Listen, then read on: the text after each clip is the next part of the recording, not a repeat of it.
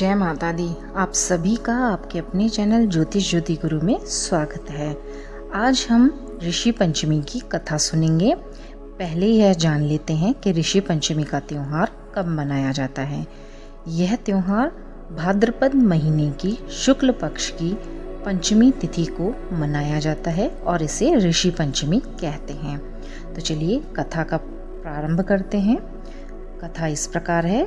सीताश्व नाम के एक राजा ने एक बार ब्रह्मा जी से पूछा, पितामह, सब व्रतों में सबसे श्रेष्ठ और तुरंत फलदायक व्रत कौन सा है? तब उन्होंने बताया कि ऋषि पंचमी का व्रत सब व्रतों में सबसे श्रेष्ठ और पापों का नाश करने वाला है।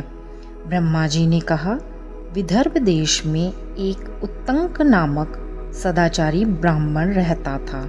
उसकी पत्नी, जिसका नाम सुशीला था, वह बड़ी पवित्र थी। उसके एक पुत्र एवं एक पुत्री थी।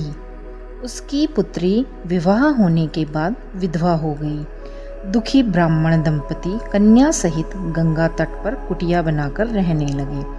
उत्तंक को समाधि में ज्ञात हुआ कि उसकी पुत्री पूर्व जन्म में रजस्वला होने पर भी बर्तनों को छू लेती थी।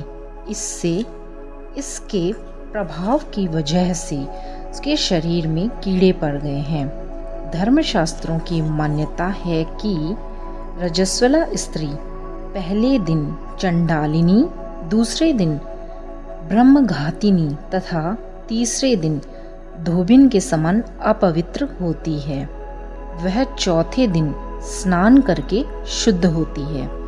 यदि यह शुद्ध मन से ऋषि पंचमी का व्रत करे तो यह पाप मुक्त हो सकती है। पिता की आज्ञा से उसकी पुत्री ने विधि पूर्वक ऋषि पंचमी का व्रत किया एवं पूजन किया।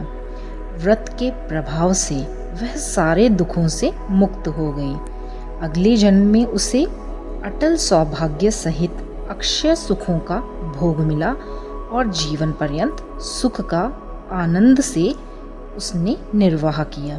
तो इसलिए ऋषि पंचमी का व्रत बहुत ही पुण्य और प्रताप देने वाला है, पापों को दूर करने वाला है। इस व्रत को स्त्री और पुरुष दोनों ही रख सकते हैं और इस व्रत को करने वाले को गंगा नदी या किसी भी अन्य नदी या तालाब में स्नान करना चाहिए।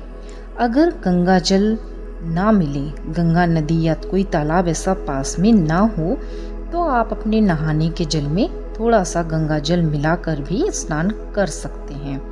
फिर आपको गोबर से लीपकर मिट्टी या तांबे का जल भरा हुआ कलश लेना चाहिए और उसके नीचे अष्टदल कमल बनाना चाहिए।